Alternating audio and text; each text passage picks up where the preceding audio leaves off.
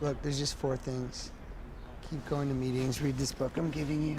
Don't drink. If you think you're gonna drink, call me first, never after. The book had many, many different chapters, all about his life.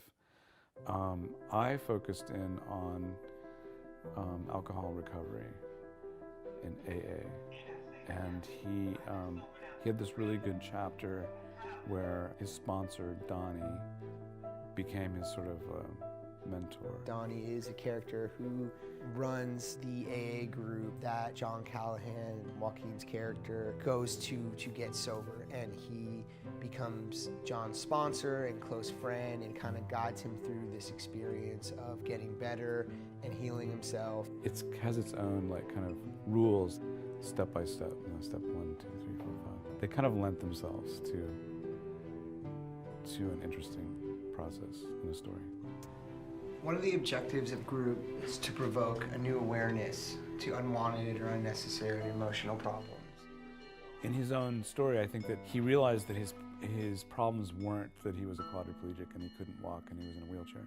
His problems, eventually he realized, was that he could not stop drinking. I had to admit to myself that I was powerless over alcohol. So it's really sort of from the point of view of that group that everything's being told. I'm an alcoholic.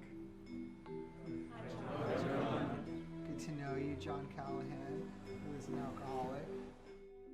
Yeah, so we just sort of feel it. Weedy kind of thing where they turn the background and foreground. I mean, John, we had photographs, we had a whole book by John. We had I'd met John personally 100 times. Donnie, nobody had ever met him. There wasn't a book about him.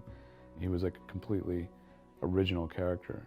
It's a really important visual idea because what Donnie is presenting is a guy that John trusts to be with John on this incredibly difficult journey that he's embarking on. He at first sort of notices him as a guy who's, as he said in the book, rocking that like a Tom Petty look, which gave Jonah a lot of inspiration. I was just listening a lot to Gus because he knew John and he didn't know Donnie, but John would talk about him all the time. So I just really listened and asked questions. And the book was a really helpful resource. As a dramatic tool, I've very often had my characters just go off and just say whatever they want, which isn't really improvising, but it's like an ad-libbing form that I've done a lot, but I'm not really authority on it. He is, so I told him, if you see avenues for a little humor, the story can use a little bit of it because it's a little down. John doesn't like us. Well, of course I like you. I just can't get laid with any of you. Have you tried? Well, have you tried?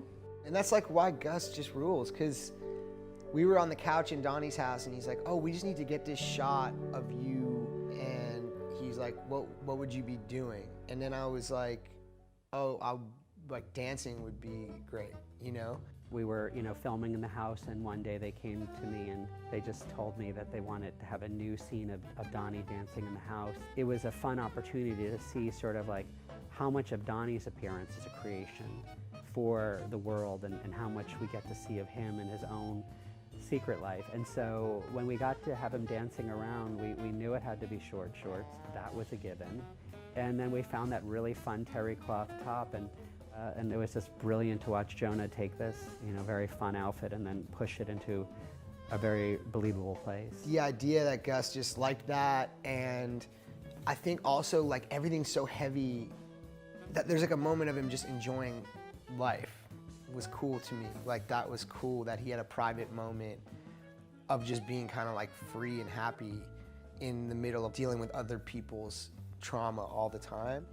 I mean, that's just one of the many reasons I love working with Gus so much, is that there's a real sense of creating a living, breathing thing that constantly evolves and grows. It's cool to just see someone who's made so many films be visibly excited in the way that, you think people may lose because they've done it so much. I just don't think I've ever been happier, more challenged, but also happier, being a character for a while. I think he had an angle on the character, but it was unique. It was somebody who had a lot of authority and power, but also spoke very softly. He found that interesting. So that's partly what he's doing. Grasp it, but it is out of your reach. Because it is subtle, you call it intangible. Who's that? Is that Elton John?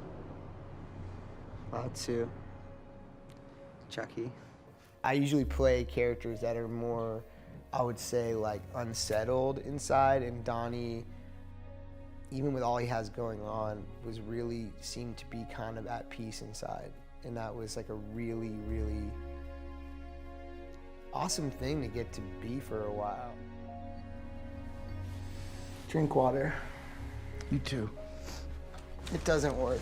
It really doesn't.